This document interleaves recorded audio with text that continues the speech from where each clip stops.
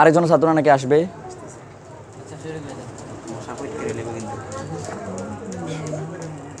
আউযু বিল্লাহি মিনাশ শাইতানির রাজিম বিসমিল্লাহির রহমানির রহিম আল্লাহুম্মা সাল্লি আলা মুহাম্মাদ দুরূদ পড়েন আল্লাহুম্মা সাল্লি আলা মুহাম্মাদ ওয়া আলা আলি মুহাম্মাদ কামা সাল্লাইতা আলা ইব্রাহিম ওয়া আলা আলি ইব্রাহিম ইন্নাকা হামিদুম মাজিদ আল্লাহুম্মা বারিক আলা মুহাম্মাদ ওয়া আলা আলি মুহাম্মাদ কামা বারাকতা আলা ইব্রাহিম ওয়া আলা আলি ইব্রাহিম ইন্নাকা হামিদুম মাজিদ আল্লাহুম্মা সাল্লি আলা মুহাম্মাদিন নাবিয়্যিল উম্মি ওয়া আলা আলিহি ওয়া আসহাবিহি ওয়া বারিক ওয়া সাল্লিম আল্লাহুম্মা সাল্লি আলা মুহাম্মাদিন নাবিয়্যিল উম্মি ওয়া আলা আলিহি ওয়া সাহবিহি ওয়া বারিক ওয়া সাল্লিম।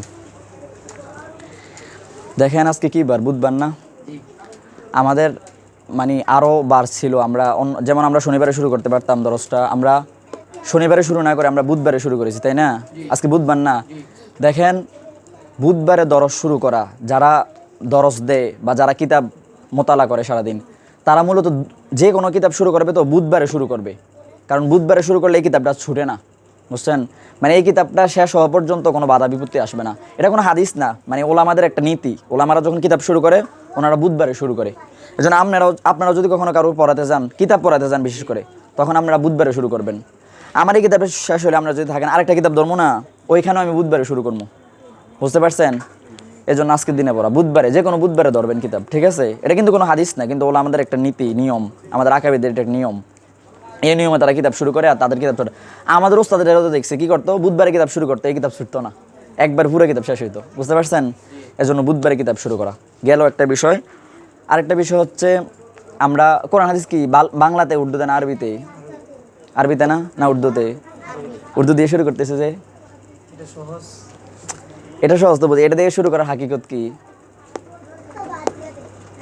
বরং দেখেন কোরআন হাদিস তো সব আরবিতে, কোনো সন্দেহ নাই। ফিকাও আরবিতে, সব কিছু আরবিতে না? এখন সব কিছু আরবি হওয়া সত্ত্বেও আমরা উর্দু দিয়ে শুরু করতেছি কেন? বরং আরবি দিয়ে শুরু করার কথা না, আমরা যে উর্দু দিয়ে শুরু করতেছি আমাদের আরবিটা আরও নরম হয়ে যাবে না? মানে এটা রিক্স হয়ে যাবে না আরবিটা? আমরা শুরু করতেছি উর্দু দিয়ে, কারণ কি? দেখেন অনেকে দেখবেন বলবে যে উর্দু নাহু সরফের প্রতি গুরুত্ব নাই, নাহু সরফ মানে আরবি আর কি, আরবির প্রতি গুরুত্ব নাই, কিসের প্রতি গুরুত্ব? উর্দু ফার্সির প্রতি গুরুত্ব। দেখেন আপনি যখন উর্দু পড়বেন আরবি আপনার 20% হল হবে, কিন্তু যখন দৈরে আরবি ধরবেন তখন মাথার উপর একবার আকাশ ভেঙে পড়বো, কঠিন লাগবো।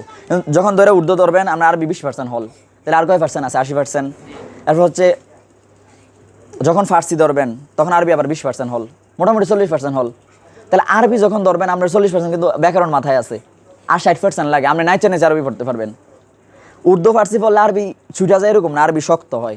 এজন্য আমরা উর্দু দিয়ে শুরু করতেছি, বুঝতে পারছেন? কেউ যদি ধরে যে কেন উর্দু দিয়ে শুরু করছেন, বুঝছেন নি? মানে উর্দুর সাথে আরবির অনেক মিল আছে, ফার্সির সাথে আরবির অনেক মিল আছে, এবং আরও কথা আছে এগুলা নিয়ে, বুঝছেন কেন উর্দু দিয়ে শুরু করতেছি? এ হচ্ছে উর্দুর একটা বিষয়। এবার আসেন একটা আধ্যাত্মিকতার বিষয় বলি। এতক্ষণ তো আমাদের বিবেকের একটা কথা বলছি, আমাদের জেহেনের কথা বলছি, এবার আধ্যাত্মিকতার একটা কথা বলি। নাথ শরীফ, আমরা যখন নাথ শুনি, আমরা দেখবেন যখন নাথ বাংলাতে বলে, এই আওয়াজ করো না, নাথ যখন বাংলাতে বলে তখন কি আমাদের ভিতর থেকে টানে না? বাংলা নাথ যখন বলে তখন একরকম লাগে না? আবার উর্দু নাথ যখন বলে তখন আরেক রকম লাগে না? মানে আমাদের পুরো ভারতীয় উপমহাদেশের মানুষদের উর্দুর প্রতি একটা টান আছে। আপনাদের টান লাগে কিনা জানি না। যখন উর্দুতে নাথ পড়ে একরকম টান লাগে, বাংলাতে নাথ পড়লে একরকম টান লাগে, উর্দুতে নাথ পড়লে কি হয়, একটা মায়া লাগে, ভিতর থেকে টানে। এই জন্য আমরা উর্দু দিয়ে শুরু করতেছি। আরেকটা মজার কথা বলতে পারি, মানে এটা দরসের কথা না, মানে এটা একটা আউটসাইডের কথা, কথাটা বলা উচিত না, আমি মজা করে বলি। যুবকরা দেখবেন গান কিন্তু বাংলাতে শোনে না, সব উর্দুতে শোনে। যত মুভি আছে সব উর্দুতে দেখে, উর্দু মানে হিন্দিতে দেখে আর কি। উর্দু হিন্দি এক না, কাছাকাছি ভাষা, তো সবাই মোটামুটি উর্দুর প্রতি একটা টান আছে, এই জন্য আমরা উর্দু দিয়ে শুরু করতে। এটা একটা বিষয়। আরেকটা বিষয় হচ্ছে আমাদের আকাবির যারা, এদের কয়েকটা কিতাব আপনাদেরকে পড়াবো। একটা কিতাব পড়ানোর সময় আছে, আমি পড়াবো ইনশাল্লাহ। ওই কিতাবগুলো তো উর্দুতে লেখা, মানে আকাবিরদের কোনো কিতাব পড়তে চাইবেন উর্দুতে পড়বেন, ঠিক আছে? এবার ধরেন না বুখারীর বিভিন্ন বড় বড় কিতাবের সরাগুলা, ব্যাখ্যাগুলা উর্দু ফার্সিতে লেখা হয়েছে, তো উর্দু ফার্সি জানলে ওই সরাগুলা পড়তে পারবেন, মোতালা শক্ত হবে, ঠিক আছে? এ হচ্ছে কেন উর্দু পড়বো একটা বিষয় আলোচনা করলাম, ঠিক আছে? এবার আসেন এই কিতাব দিয়ে কেন শুরু করতেছি। বাজারে দেখবেন এখন, বসলে বসো, বাজারে এখন দেখবেন, বাজারে গেলে দেখবেন উর্দু বিভিন্ন কিতাব আছে, শুভ মনোযোগ, বাজারে উর্দু বিভিন্ন কিতাব আছে, কিন্তু বিভিন্ন কিতাবের মধ্যে আপনি যখন উর্দু শেখার জন্য একটা কিতাব নেবেন, দেখবেন এই সাইড মিলে তো ওই সাইড মিলে না, ওই সাইড মিলে তো এই সাইড মিলে না, মানে এক সাইড মিললে আওয়াজ করো না, এক সাইড মিললে আর এক সাইড মিলে না, বুঝছেন? কিন্তু আপনি যখন এই কিতাবটা ধরবেন এই সাইডও মিলবে ওই সাইডও মিলবে, মানে এই কিতাবটা ঘোষালো আলোচনা। এটা কে বের করছে জানেন? বলতে পারবেন না এটা কে বের করছে?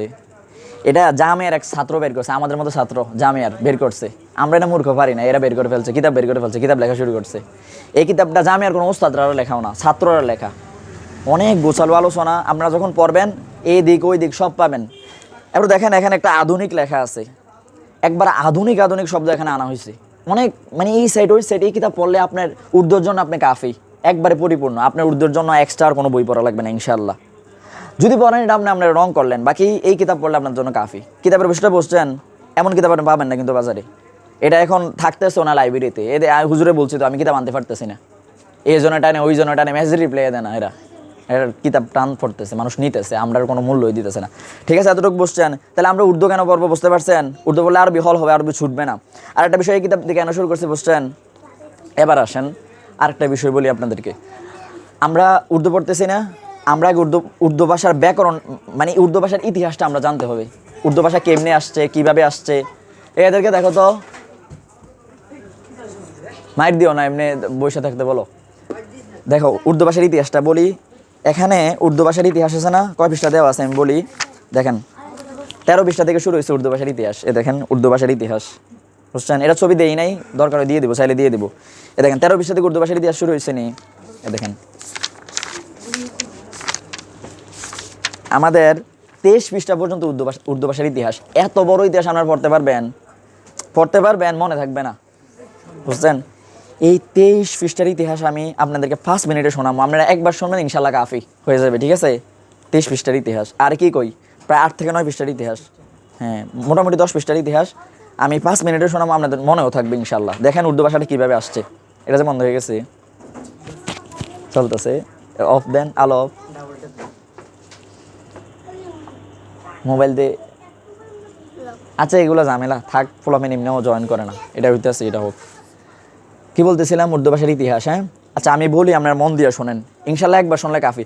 আপনারা যারা এখানে অফলাইন ক্লাস করতেছেন না, আপনার চেষ্টা করবেন একবার শুনে যেন লাইভ মানে এই ওয়াচ লাইবার না দেখতে হয়, একবার শুনে মুখস্থ করে ফেলবেন। হ্যাঁ, আর আমি ওইভাবে বলবো যেন এটা না দেখতে হয়। আর যদি বেশি সমস্যা ওইটা দেখবেন। ঠিক আছে, আমি উর্দু ভাষার ইতিহাসটা বলতেছি, 5 মিনিটে বলবো, আপনার মুখস্থ হয়ে যাবো।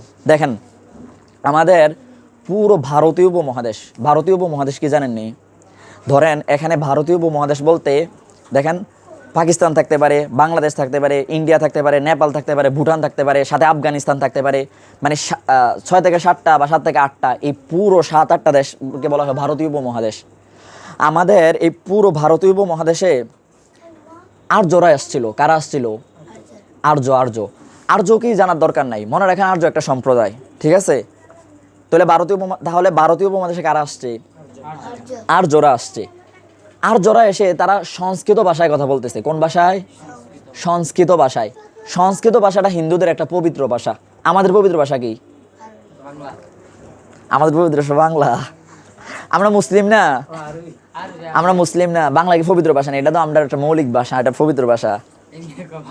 আচ্ছা বাদ দেন, ভুল হইতে পারে, ভুল থেকে শিখবেন। দেখেন আমাদের জন্য, মুসলিমদের জন্য, আমার বলা ভুল হয়েছে, মুসলিমদের জন্য পবিত্র ভাষা কি?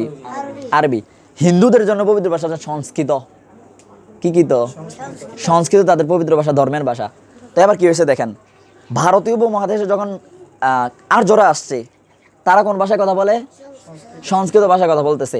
হিন্দুরা পবিত্র ভাষা, হিন্দুরা এই ভাষাটা গ্রহণ করছে। তো বোঝা গেছে আর্যরা আর হিন্দুরা মিলে এই ভাষায় কথা বলতেছে। পুরো ভারতীয় উপমহাদেশের সবাই সংস্কৃত ভাষায় কথা বলতেছে। মানে পুরো আমাদের পুরো সাবকন্টিনেন্ট মানে ইন্ডিয়া, পাকিস্তান যা আছে সব কোন ভাষায় কথা বলতেছে? সংস্কৃত ভাষায় কথা বলে। সংস্কৃত না, আবার এটা সংস্কৃত, বুঝছেন? এই সংস্কৃত ভাষায় পুরো ভারতীয় উপমহাদেশের মানুষ কথা বলতেছে।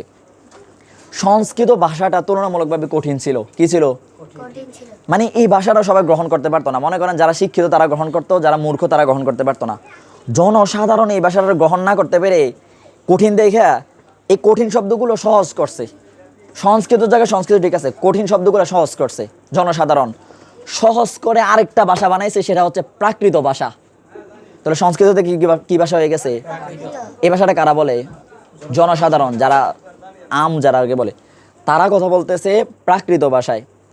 আর যারা শিক্ষিত তারা কথা বলতেছে সংস্কৃত ভাষা। শিক্ষিত আনি হচ্ছে মানে রাজা মন্ত্রী পরিষদের যারা ছিল তারা বলতেছে সংস্কৃত, আর যারা আম পাবলিক ছিল আর কি, তারা বলতে কোন ভাষায়?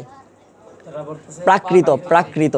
ঠিক আছে, এবার দেখেন চলতেছে বাংলার 500 থেকে 400 ওই সময়টায় রাজা বিক্রমাদিত্য, আমাদের এখন তো তারেক রহমান আছে, ওই সময় রাজা ছিল রাজা বিক্রমাদিত্য। রাজা বিক্রমাদিত্য বলতেছে, আচ্ছা আপনারা বলেন, সংস্কৃত থেকে যখন প্রাকৃত একটা ভাষা হয়ে গেছে, সংস্কৃতর কদর কমছে না বাড়ছে? কমছে। বাংলা ভাষা থেকে যদি আরেকটা ভাষায় সৃষ্টি হয়ে যায়, প্রাকৃত একটা ভাষায় হয়ে গেছে, বাংলা ভাষার কদর কমে যাবে না? সংস্কৃত থেকে যখন প্রাকৃত একটা ভাষা জনগণে বানাই ফেলছে, সংস্কৃতর কদর কমে গেছে না? এবার রাজা বিক্রমাদিত্য বলতেছে যে আমাদের সংস্কৃত তো কদর কমে গেছে, এই সবাই এখন সংস্কৃত ভাষায় কথা বলবা, কেউ প্রাকৃত ভাষায় কথা বলতে পারবা না। আচ্ছা এখন যদি মনে করেন আমাদের কুমিল্লা বলতেছে কেউ আর কুমিল্লা ভাষায় কথা বলতে পারবে না, সবাই ইংলিশে কথা বলবো, আন্দোলন শুরু করে দিব না? রাজা বিক্রমাদিত্য এই ঘোষণা দেওয়ার পর আম পাবলিক কয় দূর, আমরা আমাদের প্রাকৃত ভাষায় কথা বলবো, আমাদের সংস্কৃত ভাষা কঠিন লাগে। অন্যদিকে যারা অফিস আদালতের শিক্ষিত সরকারি লেভেলের, তারা বলেন ঠিক আছে আমরা সংস্কৃত ভাষায় কথা বলবো, তারা এবার সংস্কৃত ভাষায় কথা বলতেছে, জনসাধারণ বলতেছে প্রাকৃত ভাষায়। এবার দেখেন চলতেছে চলতেছে, দুইটা ভাষা মিলে আবার আর একটা ভাষা হয়ে গেছে, সেটা হচ্ছে ব্রজ ভাষা। কি ভাষা? ভাষা কয়টা হয়েছে? 3টা না, এর মূলত একটা হয়েছে। দেখেন প্রথমে সংস্কৃত ছিল, সংস্কৃত থেকে সংস্কৃত আর প্রাকৃত মিললে ব্রজ হয়ে গেছে। কি ভাষা? এবার হরদম করে সবাই ব্রজ ভাষায় কথা বলতেছে, রাজাও ব্রজ ভাষায় কথা বলতেছে, রাজার মন্ত্রী পরিষদ, অফিস আদালতের সবাই ব্রজ ভাষায় কথা বলতেছে, গরিব টরিব সবাই ব্রজ ভাষায় কথা বলতেছে। বুঝতে পারছেন? এবার দেখেন আমাদের এই পুরো ভারতীয় উপমহাদেশের মধ্যে মোগল সম্রাট যারা ছিল তারাও আসছে, মোগল সম্রাট যারা ছিল তারাও আসছে। তারা কি মুসলিম না হিন্দু? মোগলরা মুসলিম।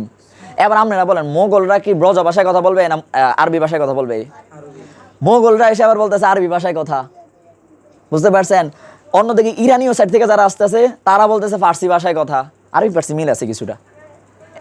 এক সম্প্রদায় বলতেছে আরবি ভাষায় কথা, আরেক সম্প্রদায় বলতেছে ফার্সি ভাষায় কথা, আর আরেক সম্প্রদায় বলতেছে ব্রজ ভাষায় কথা। এবার সব মিক্স হয়ে গেছে, কেউ আরবি, কেউ ফার্সি, কেউ ব্রজ। অন্যদিকে আমাদের পুরো ভারতীয় উপমহাদেশের সাথে সৌদি আরবের একটা বাণিজ্যিক সম্পর্ক ছিল। তো ওইখান থেকে দেখা যাচ্ছে সাহাবিরা আমাদের সাহাবিরা ভারতীয় উপমহাদেশে আসতো, বিভিন্ন অলিয়া উলিয়ারা আমাদের ভারতীয় উপমহাদেশে আসছে চট্টগ্রাম দিয়ে, তো তারাও আবার আরবি বলতো। আবার তুর্কি থেকে অনেকে আসতো, তুর্কি ভাষায় কথা বলতো। এইভাবে মানে পুরো ভারতীয় উপমহাদেশের মধ্যে বিভিন্ন দেশের মানুষ এসে বিভিন্ন ভাষা ছড়িয়ে পুরো দেশটারে জগা খিচুড়ি, ভাষাটারে জগা খিচুড়ি বানাই ফেলছে। খিচুড়িটা কিছু ভত্তা টাইপ না, এটার কোনো আগামাতা, মানে এটা অগোছালু খাবার না। আমাদের পুরো ভারতীয় উপমহাদেশের মধ্যে ভাষাটারে বানাই ফেলছে অগোছালু ভাষা। এই ভাষার নাম হচ্ছে উর্দু। এই জন্য আপনারা যখন উর্দু পড়বেন, এটার মধ্যে বাংলাও পাইবেন, ইংলিশও পাইবেন, আরবিও পাইবেন, ফার্সিও পাইবেন, সব মিলাইয়া এই ভাষার নাম হচ্ছে জগা খিচুড়ি। এজন্য তুর্কিতে উর্দুর এক নাম হচ্ছে উর্দু অর্থ জগা খিচুড়ি। উর্দু অর্থ কি? মানে এই ভাষার কোনো মানে এটার জন্ম টন্ম ঠিক নাই, এটা কই থেকে সবখান থেকে এটা যোগ হয়েছে। আপনি উর্দু পড়লে দেখবেন এটার মধ্যে ইংলিশ আছে, আপনি কবেন ইংলিশ আছে কেমন? ইংলিশ আইতে পারে না? সব দেশ থেকে আইছে না? এ দেখেন একটা শব্দ লেখা আছে, আপনার পড়তে পারতেন না, আমি ফিরে দিই। গ্রামার কোন ভাষার শব্দ? ইংলিশ ভাষার শব্দ না? এই উর্দুতে ইংলিশ ভাষার শব্দ ব্যবহার হয়েছে। আরও পাইবেন, অনেক পাইবেন, ইংলিশ আরবি সব ভাষা পাইবেন। এই জন্য আমি প্রথমে বলছেন না উর্দু পড়লে আরবি ডেভেলপ হয়, আরবি কমে না? তো আপনি উর্দুর মধ্যে আরবি পাইতেছেন নি? এটা আমি প্রমাণ দেখে জাদিদ শব্দটা আরবি, এটা উর্দুতে ব্যবহার হয়েছে। তার মানে উর্দুর মধ্যে আরবি ব্যবহার হতে পারে, সব ভাষা কি হতে পারে? মনে থাকবে উর্দুর ইতিহাসটা।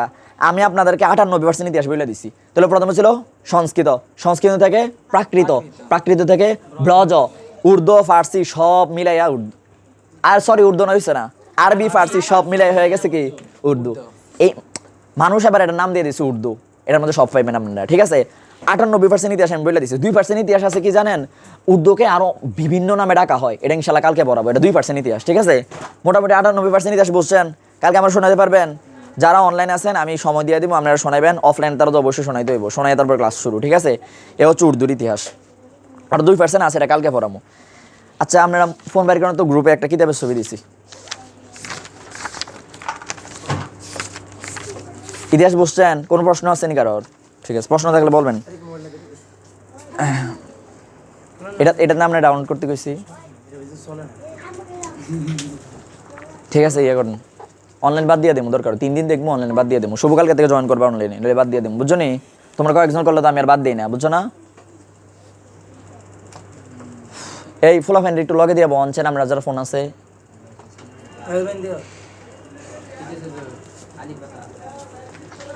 দেখেন আলিফ বাতাসা নাই না, অনেক কিছু আছে, এখন দেখবেন কি আছে। আপনারা বাইর করেন তো, বাইর করছেন? ফুলা ফ্যান্ডে বসান একটু সাথে সাথে। বিসমিল্লাহ।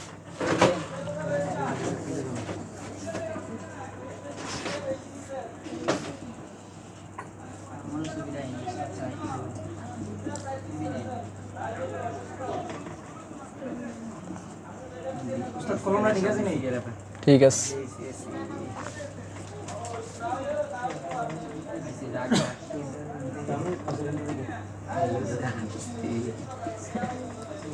এই সবাই বের করছেন? দেখেন, আউযুবিল্লাহি মিনাশ শাইতানির রাজিম, বিসমিল্লাহির রহমানির রহিম। দেখেন তো, এই কিতাব খুলছেন, এখানে সবাই ঠিক ঠিক ধরছেন তো? ঠিক আছে। দেখেন এখানে প্রথম পার্ট একটা লেখা আছে না, প্রথম পার্ট, এটার উপর একটা লেখা আছে। এই লেখাটা পড়তে পারলেও ভালো, না পারলে আরো ভালো। আমি লেখাটা পড়ি, হ্যাঁ। পেহলা সাবাক, সবক না, পেহলা পেহলা সাবাক। এটা যদি পড়তে পারেন ভালো, না পড়তে পারলে কি আরো ভালো, এটা বাধ্যকতা না। দেখেন এরপরে দেখেন উর্দু বর্ণমালা, দেখতেছেন? এটার উপর একটা লেখা আছে উর্দু হুরুফে তাহাজ্জি। উর্দু হুরুফে না, উর্দু হুরুফে তাহাজ্জি। মানে এটা আমরা আরবির মতো হুরুফে বলবো না, ঠিক আছে? আরবি উর্দুতে এগুলা নাই। উর্দু হুরুফে তাহাজ্জি, উর্দু হুরুফে এটা অর্থ হচ্ছে উর্দু বর্ণমালা, উর্দু। আচ্ছা, আমরা ইংলিশে এবিসিডি যে যা আছে এগুলো কি বলি? 24টারে অ্যালফাবেট বলি না? অ্যালফাবেট বলিনি। উর্দু বর্ণমালা কি বলে? উর্দু হুরুফে তাহাজ্জি।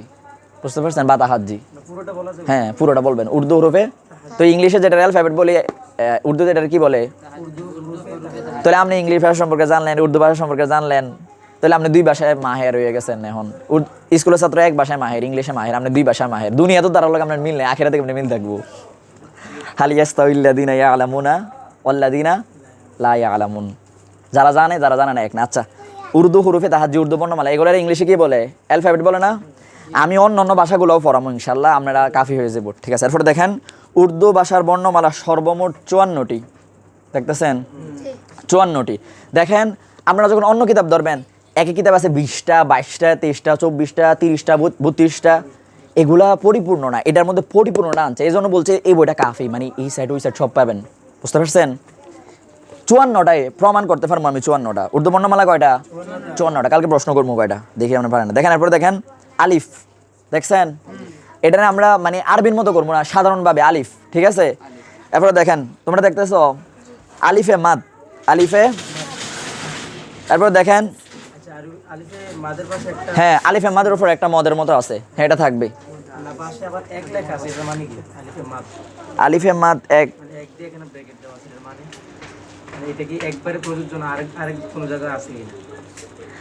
আচ্ছা আমি এটা দেখা হয় নাই তো, আমি মেসেজ করে আপনারা জানাবো, হ্যাঁ।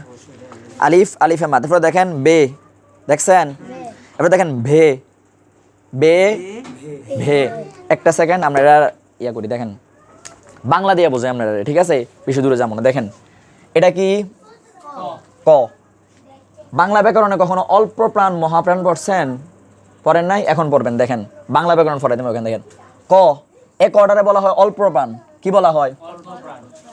এ খটারে বলা হয় মহাপ্রাণ, কি বলা হয়? আচ্ছা, অল্প প্রাণ মানে বিষয়টা এমন দেখা যায় না, অল্প প্রাণ মানে তার জীবনটা অল্প, এমন বোঝা যায় না? মহাপ্রাণ মানে তার জীবনটা বেশি। কিন্তু এখানে প্রাণ অর্থ জীবন না, এখানে প্রাণ অর্থ মুখের যে আমরা বাতাস আছে না, এই বাতাসটা। এই ককে বলা হয় অল্প প্রাণ, খকে বলা হয় মহাপ্রাণ। অল্প প্রাণ মানে এটার বাতাসটা কম, ক ক কম না? প্রাণ মানে এখানে কি? বাতাস, বাতাস। তাহলে অল্প প্রাণ মানে কয়ের বাতাসটা ক, অল্প। মহাপ্রাণ, মহাপ্রাণ মানে আমরা যখন খ বলি, আমরা বাতাসটা বেশি হয় না, খ খ, এ খকে বলে মহাপ্রাণ। তেমনি ভাবে উর্দুতে বে যেটা, সেটা হচ্ছে অল্প প্রাণ, ভে যেটা, সেটা হচ্ছে মহাপ্রাণ। প এটা কোন প্রাণ? অল্প প্রাণ। ফ মহাপ্রাণ। বুঝতে পারছেন? এগুলোকে অল্প প্রাণ মহাপ্রাণ বলে। আমরা বাঙালি, আমাদের ভাষায় এটা, আমরা এগুলা ব্যাকরণ বুঝি না। বাইরের কান্ট্রি কেউ যদি বুঝতেছে এমনি বুঝতে হইব। বুঝতে পারছেন? দেখেন বে ভে, পে ভে। একটা কথা, তাহলে পেটা অল্প প্রাণ, ভে যেটা ভে, হ্যাঁ তে। এগুলাতে তে আরবির মতো করতে হবে না, সাধারণ তে। তারপরে থে, হ্যাঁ পড়েন থে, টে টে, ঠে, সে। এটাকে সে এভাবে বলা লাগবে না, সে হবে। এটা বাংলাতে লেখছে। বাংলা দিকে তাকাও, তুমি আরবির দিকে তাকাও মিয়া। সে, এটাকে আপনি এইভাবে না, সে বলার দরকার নাই, সে সে, এটা কোনো তাসবিত না। এবার দেখেন জিম, জিম স্বাভাবিক আমি ইয়া করছি ঝে ঝে বাংলা দেখলে বিপদ আছে তো বাংলার মধ্যে ঝে এটা আছে নাই বাংলা দেখেন না বাংলা দেখলে আপনারা নেম পড়াইছি কিন্তু আমরা বাংলা শেষে পড়তেন এরপর দেখেন চে চাচা বলেন চাচা চে বুঝতে পারছেন চাচা চে চে হ্যাঁ চে চাচার মতো উচ্চারণ হবে এবার দেখেন ছে ছে হে হে না হে স্বাভাবিক হ্যাঁ পরে খে ডাল ধে ডাল ডাল ডালটা দেখতেছেন মনে থাকে যেন ঢে ঢে জাল নাকি এটা জাল আরবির মতো হবে না ঠিক আছে জাল রে জালের পরে রে আছে তো রে এবার দেখেন রে রে এবার দেখেন একটা আছে না এটাকে রে বলা হয় এই শোনেন কথা শোনেন এটা কি বলা হয় এটাকে রে বলা হয় কিন্তু রে বললে উচ্চারণটা বোঝা যায় না এই জন্য আরেকটা শব্দ আনা হচ্ছে আরে বুঝতে পারছেন রে বললে কি বোঝা যায় না এই জন্য আরে বলেন রে রে আরে আরে এতটুকু চলবে না নাকি আর একটু দিব পুরোটা দিয়ে দেবো নি দেখেন তো কতটুকু ভিডিও হইতেছে অফ হয়ে গেলে আর দিব না হ্যাঁ 21 মিনিট বাকিটা দিয়ে দিই আমি হ্যাঁ মোবাইলে দিই নাই আচ্ছা আচ্ছা 5টা মিনিট একটা অন্য বিষয় আলোচনা করি কি কও না ছুটি দিয়ে দেবো 5টা মিনিট হ্যাঁ বেশি লাগবে না সমস্যা হলে যাই মানে সমস্যা নাকি 5টা মিনিট দেখেন আমাদের নাহু সরফ নিয়ে একটা কথা বলি আমি আমরা যখন আসেন এখানে দেখেন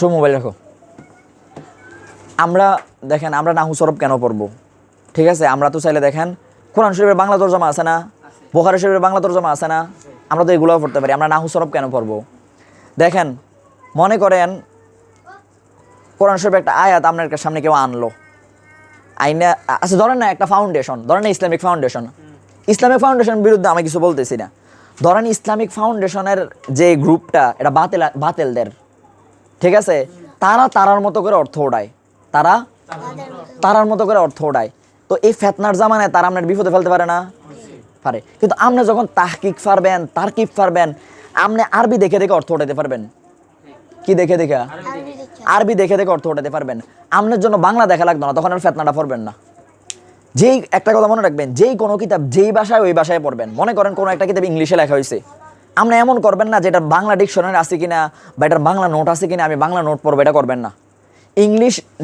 ইংলিশ কোনো একটা বই ইংলিশ ভাষায় পড়বেন ইংলিশ গ্রামার দিয়া আরবি কোনো একটা বই আরবিতে উর্দু কোনো একটা বই উর্দু গ্রামার দিয়া ফার্সি কোনো বই নাকি নোট খুঁজবেন নোট করে থাকলে এগুলো জ্বালাই দিবেন নোট এগুলো টোটালি ব্যবহার করবেন না ঠিক আছে নোট দিয়ে মানুষ ফেতনাও করতে পারে মনে করেন আমি যে কোনো একটা দলের এখন আমি নোটে আমার মতো করে লিখবো আমার মতো করে অর্থ তুললে আমি ফেতনা করে দিব কিন্তু আপনি যখন আলেম হবেন তাহকিক করতে পারবেন আপনার সামনে কেউ ভুল ব্যাখ্যা করতে পারতো না আপনি তাহকিক জানেন তারকিব জানেন শিখা ধরতে পারতেছেন অর্থ উঠাইতে পারতেছেন কোন শিখার কোন অর্থ হয় কোন বাপ থেকে নিলে কোন অর্থ হয় এগুলো আপনি বলতে পারবেন কিন্তু এখন দেখবেন আর 2 মিনিট আলোচনা করি নাহু সরফ আছে না আপনি ভালো বা যে কোনো এখন কুমিল্লার মধ্যে বিশেষ করে যে কোনো মাদ্রাসাগুলোতে আপনি যখন নাহু সরফ নিয়ে প্রশ্ন করবেন কি নিয়ে এটা হচ্ছে নাহু এটা হচ্ছে সরফ কি বলা হয় যদিও নাহু শব্দটা শুদ্ধ না নাহু শব্দটা কি না আলোচনা করতে গেলে অনেক আলোচনা করা যায় এটার উপর 2 ঘন্টা আলোচনা করা যায় বুঝছেন বাদ দেন এই নাহু সরফ আছে না নাহু সরফ নিয়ে যখন আপনি কোনো মানুষের প্রশ্ন করবেন আমরা বসাই দিব এই নাহু সরফের সব খেলাফা কিয়াস মানে বোঝেননি খেলাফা কিয়াস মানে নিয়ম এটা নিয়ম ব্যতিক্রম নিয়ম মতো হয়েছে না অথচ বিশ্বাস করেন নাহু সরফের মধ্যে সবচেয়ে বেশি খেলাফা কিয়াস কম নাহু সরফের থেকে ইংলিশে খেলাফা কিয়াস বেশি প্রমাণ দিতাম নি কত আছে কুমিল্লা লেখে না আমরা এটা কুমিল্লা এটা সিদিয়া লেখে না এটা সিদিয়া আমরা সুমিল্লা নয় কে দিয়া হওয়ার কথা না এটা খেলাফা কিয়াস এটার কয় খেলাফা কিয়াস সিদিয়া সুমিল্লা হইলক না এটা কে দিয়ে হইতেছে না নিয়ম মানতাছে নিয়ম না মানলে খেলাফা কিয়াস তো আলেমরা কিতাব মোতালা নাই এটা কয় না কিতা কইব নাহু সরফ এটি সব খেলাফা কিয়াস আইবর্স আরেকটা কথা কইয়া দেই একটা মিনিট ইয়াদ করি নাহু লিখছেন এটা এই নাহুটা শুদ্ধ না মানে নাহু বলাটা শুদ্ধ না আপনারা বলতে পারবেন কি বলা শুদ্ধ এখানে নাহু বলা কেন শুদ্ধ না যারাই বলে নাহু সরফ এটা অশুদ্ধ এখন কোনোখানে কেউ বুঝতেছে না আমরা তো নাহু সরফ বলতে হইব কিন্তু নাহু শব্দটা অশুদ্ধ এই যে নাহু এটা বলাটা নাহু নাহু এইভাবে নুন হ্যাঁ ওয়াও, হ্যাঁ নাহু এটা বলা অশুদ্ধ। জায়গায় জায়গায় নাহু সরব বলবো, নাহু শব্দটা অশুদ্ধ, এটা নাহুটা অশুদ্ধ। কেন অশুদ্ধ বলতে পারবেন কেউ? শুনছেন কখনো? এটা শব্দটা নাহু না, শব্দটা হচ্ছে নাহাব। শব্দটা কি? নাহাব। কখনো নাহু সরফ বলবেন না, নাহাব সরফ। শব্দটা কি? নাহাব সরফ নাকি নাহু সরফ? আরবিতে বললে নাহু বলবেন, নাহু। নাহু না, নাহু কোনোভাবে না, শুদ্ধ না। বুঝতে পারছেন?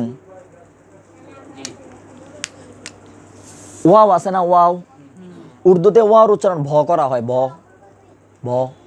যেমন আল্লাযী ইউয়াস, আগে পড়তো আল্লাযী ইউয়াস বিসু। শুনছেন? কই শুনছেন? বাচ্চারা না, আলেমরা পড়তো, বড় বড় আলেমরা পড়তো। ইমাম আবু হানিফার মতো বড় বড় আলেমরা পড়তো আল্লাযী ইউয়াস বিসু, বিসু বিসু বিসু না তো, আল্লাযী ইউয়াস। আচ্ছা এনে উইসু ছিল না, ওয়াওটারে কি করে পড়ছে উর্দু ফার্সিতে?